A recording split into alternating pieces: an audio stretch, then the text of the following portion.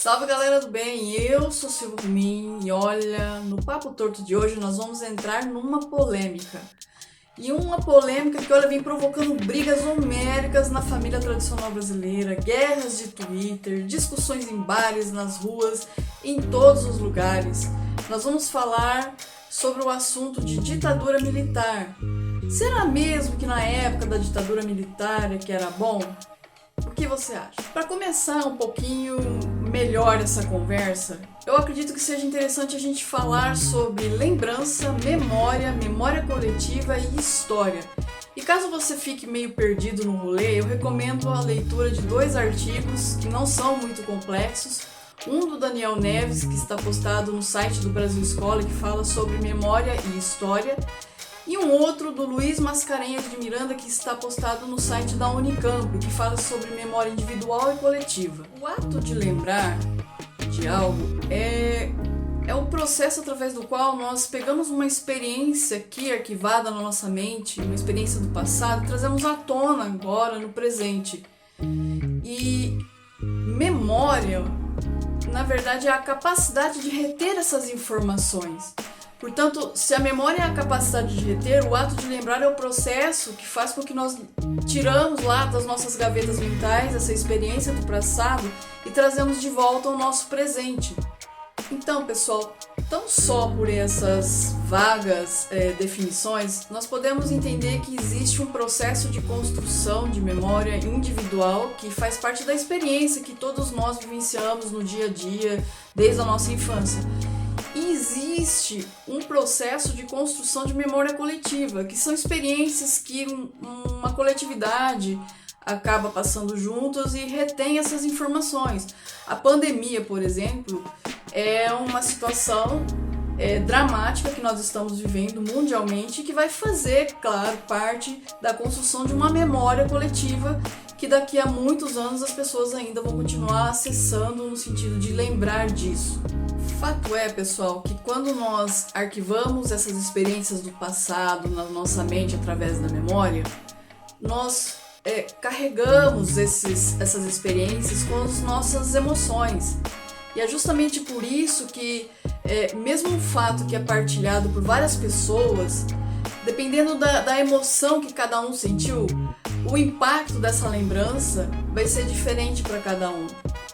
E é justamente por isso que dizemos que quando se trata de lembrança, memória individual, memória coletiva, não existe parcialidade. E é muito comum, inclusive, nós sacralizarmos o nosso passado por conta das emoções que nós vivenciamos, que é algo assim totalmente diferente do que seja a escrita da história, porque a escrita da história ela é feita da seguinte forma: o historiador ele pesquisa documentos, ele procura averiguar o passado de acordo com as comprovações, os vestígios que surgem ali e na sua pesquisa. Então, a história, quando ela é escrita para ser passada para as gerações futuras, ela vem carregada de uma certa neutralidade. Eu não diria que seja total neutralidade. Por quê? Porque muitas vezes você não tem todas as provas para você montar o quebra-cabeça da história. E é claro que muitas vezes, através de novas pesquisas, novos vestígios são descobertos e a história precisa ser reescrita. Mas a escrita da história, ela procura ter o máximo de neutralidade possível. Já as lembranças, as memórias coletivas, por serem carregadas de emotividade, elas são sempre muito parciais, sempre muito cheias desse saudosismo que nós vemos quando falamos do passado. Um ponto que é muito complicado quando a gente analisa o passado só por nossas memórias é que, assim, no decorrer, conforme a gente vai crescendo, é muito interessante que nós vamos retendo na nossa mente somente as informações, as experiências boas. E a gente acaba minimizando o impacto de coisas ruins que a gente vai vivenciando no dia a dia. O segundo ponto que é complicado é que quando a gente analisa o passado, a gente sempre vê com os olhos do agora. Então, muitas vezes, quando a gente está passando por uma situação complicada, a gente idealiza muito mais esse passado e tirando assim então a imparcialidade com que esse passado precisaria ser revisto, visto e estudado. E gente, não adianta. Eu, por exemplo, eu nasci no final da década de 70, eu sou de 1979.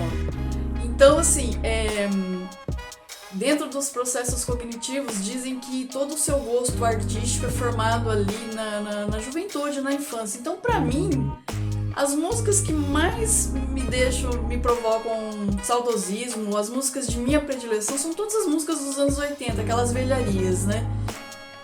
Então, assim, pra mim, eu lembro que foi muito difícil quando foi a virada dos anos 2000, que veio a era techno. Eu não conseguia ouvir aquilo, eu achava aquilo uma droga, uma verdadeira droga, que eu falava, cadê a sonoridade da coisa?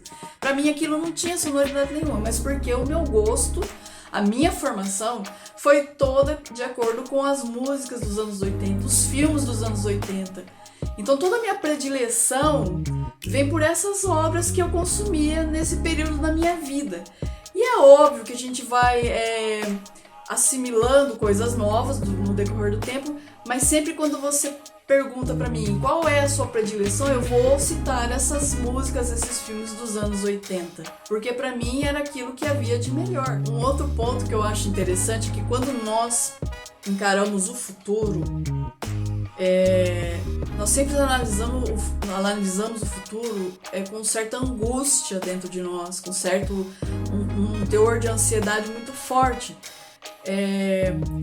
Nesse momento de pandemia, por exemplo, essa angústia e a ansiedade, ela chegou ao extremo. Só Deus sabe quantas pessoas tiveram aí problemas com saúde, na parte de saúde mental, ou tiveram isso agravado por conta da situação que nós estamos vivendo e não vê aí uma perspectiva de melhora, pelo menos quando a gente entra nos sites de notícia. Então é natural que quando nós nos deparamos com essa angústia do futuro, que nós nos apeguemos àquilo que nós conhecemos, que seja o passado, que já vem, como nós dissemos, carregado dessas lembranças emotivas, lembranças boas.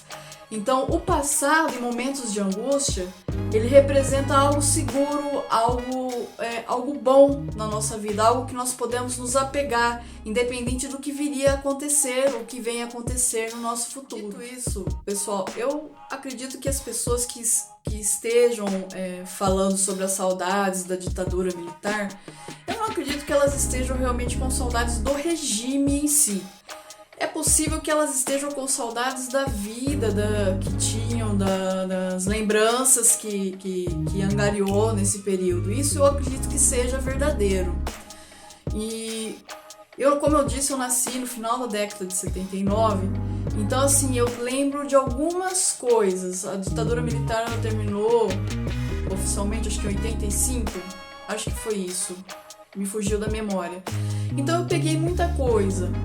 E também assim, não é que terminou de um dia para o outro, teve muita coisa que foi adotada no regime militar e que continuou durante muito tempo. Então é possível você fazer uma análise mesmo tendo nascido no final da ditadura militar. Então assim, eu me lembro de coisas interessantes, por exemplo...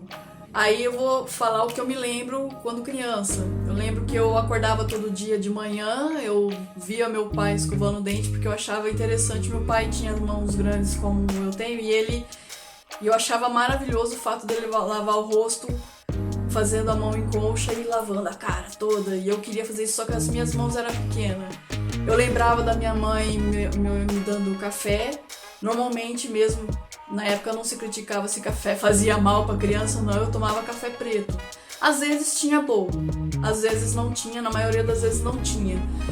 Depois, o que acontece? Nós descíamos a pé, meus pais me levavam até a casa da minha avó materna, que morava ao lado da minha avó paterna, então durante o dia eu trafegava entre as duas casas. E eles iam trabalhar.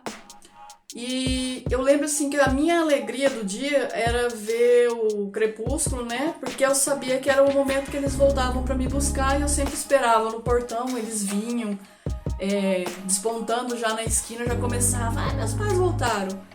E aí nós subíamos, íamos para casa e a minha vida era assim. Aos domingos, os meus pais e eu, nós íamos na casa dos meus avós.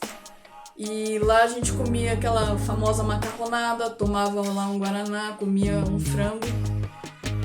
E depois voltávamos para casa. A noite eu acho que a noite de domingo era o meu momento predileto de toda semana, porque o meu pai, ele tinha sempre o hábito, assim, sacramentado. Ele descia até o boteco da cidade e ele comprava paçoca pra mim, que era e é ainda hoje o meu doce predileto. Então, assim, são lembranças que eu guardo com muito carinho. Mas a verdade é que eu te falo o que é de real e o que é de fato lembrança parcial nisso tudo. As lembranças que eu acabei de descrever para você mostram sim que eu vivia num mundo bucólico, você concorda? Qualquer criança adoraria viver uma situação dessa. Mas aquilo que era real, então eu vou dizer para vocês, os meus pais, eles trabalhavam num serviço que vamos lá, de 80% a 90% da cidade era o único emprego que eles tinham, que era trabalhar de boia fria. Nós não tínhamos carne todo dia, a gente comia carne, minha mãe, na verdade, comprava frango, fazia normalmente no começo da semana esse frango, e guardava todo o restante do que a gente não comia para pôr na marmita deles, para que eles pudessem ter uma refeição com mais substância enquanto eles trabalhavam. Eu não tinha brinquedos, normalmente os brinquedos que eu tinha, na verdade a gente ganhava no final do ano, quando organizações ali assistenciais às vezes davam brinquedo para as crianças pobres, que eram ou bolas de borracha para os meninos, ou não, era bola de borracha para os meninos e bonecas de plástico para as meninas. E eu me lembro bem disso porque eu sempre queria a bola, mas eu nunca ganhava a bola, eu pegava a bola dos meus primos. Bom, roupa, às vezes eu ganhava umas roupas diferentes, mas a minha mãe costurava também.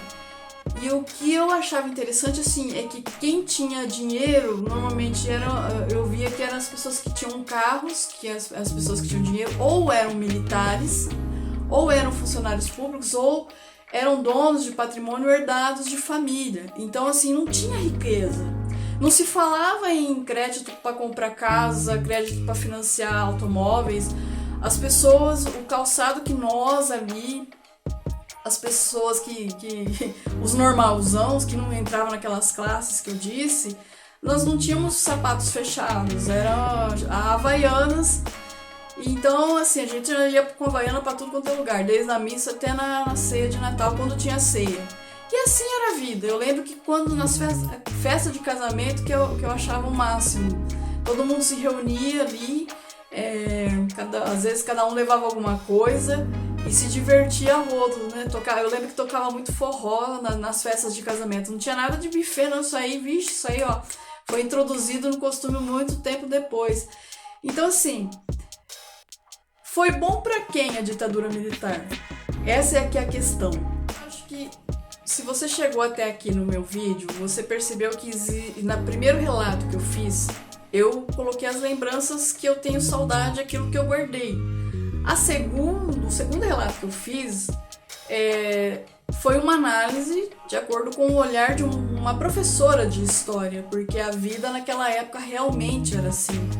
Então, quando eu terminei perguntando se a ditadura militar foi boa, eu gostaria de saber foi bom para quem, é realmente isso, porque, gente, a pobreza e a falta de alternativas era uma coisa estratosférica. Você não tinha supermercados com várias possibilidades, você não tinha, como eu disse, acesso a crédito para comprar nada. Era muito difícil você ter oportunidades de sair da pobreza, você não tinha nem o que comprar quando tinha, porque eu lembro que assim, você não tinha muito produtos de eletrodoméstico, você não tinha muito produtos até mesmo brinquedos, se eu não me engano, acho que só tinha uma marca de brinquedo mais famosa no Brasil, que era a Estrela. Então, assim, nós não foi um período próspero como muita gente acha que foi. Pode até ter sido, mas para uma minoria, porque a grande maioria vivia numa pobreza muito grande no Brasil. E a grande questão é o seguinte, essa maioria que vivia na pobreza não tinha nem tempo para questionar se esse regime era bom ou ruim, porque tinha que trabalhar que nem burro de carga para ter um pouquinho de segurança alimentar, isso quando tinha. Então, de novo, eu pergunto, se a ditadura militar foi boa, se para você é uma lembrança boa, eu indago, você fazia parte de que classe? Você era de uma família de militares, você era uma família cujos pais, os avós herdou posses, ou você fazia parte do funcionalismo público? Se você estiver dentro desses 3 parâmetros, havia sim algumas exceções, mas eram muito raras que eu me lembro. A questão é em que classe você se encaixava para você ter essas lembranças tão boas a ponto de dizer que devia voltar. Porque se era bom para você, eu desafio a você se perguntar com um olhar mais imparcial: será que pro resto era tão bom quanto era para você? Porque se você está pedindo a volta de um regime que era bom só para uma parte e era totalmente assim omisso para os demais, você não está pedindo a volta de um regime que vai ser bom para o Brasil. Você está pedindo uma solução política para atender aos seus interesses individuais. E isso não é bom para o Brasil.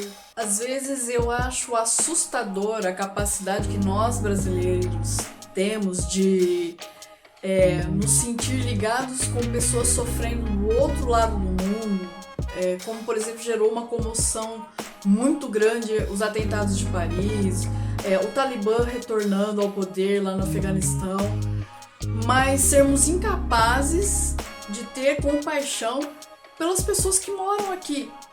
Parece até que nós não somos brasileiros, que nós somos, sei lá, pessoas que foram presas aqui nesse país e que vivem tentando sair. Nós somos capazes de mover mundos e fundos para ajudar pessoas em sofrimento lá fora, mas somos incapazes de questionarmos as nossas convicções, no sentido de tentar ver se realmente o que nós estamos defendendo como solução política para esse país, se vai ser efetivamente boa para todos, de uma forma ou de outra, se todos os nossos direitos como um todo, por sermos seres humanos, estarão garantidos. Porque, gente, se a partir do momento, seja de esquerda ou de direita, você estiver defendendo algo que implique na exclusão total de alguém, do direito de alguém, da segurança da vida, da alimentação, da saúde de alguém, você está sim sendo fascista, seja de esquerda ou seja de direita. Então, o desafio que eu faço aqui ditadura militar foi um bom período? Pergunte-se, foi bom para quem? E se foi bom para você, foi bom para todos? Será que realmente trazer essa solução do passado para agora ela vai ser oportuna? Ela vai endireitar o quê? O que você acha que precisa endireitar? Será que não é uma mudança que vai melhorar a vida de outra pessoa e que não vai te afetar e você só tá ali defendendo isso porque tem medo do novo? Não sei, eu acho que a gente devia começar a refletir um pouquinho melhor para melhorar o nosso diálogo, porque do jeito que tá, eu acho que a gente não vai chegar a lugar nenhum. E é óbvio, enquanto tá todo mundo dividido, a corrupção tá comendo solta. Eu acho que isso é bem claro para todo mundo que abre os jornais e dá uma olhadinha ali, não precisa nem ler ele inteiro. Acho que as primeiras páginas já dizem o que veio. Então é isso, pessoal, eu espero que vocês tenham gostado dessa conversa. Eu sempre fico muito emotiva quando eu tenho essa conversa com as pessoas. Eu espero que me desculpem aí qualquer desabafo ou exaltação. Um beijo a vocês e até a próxima.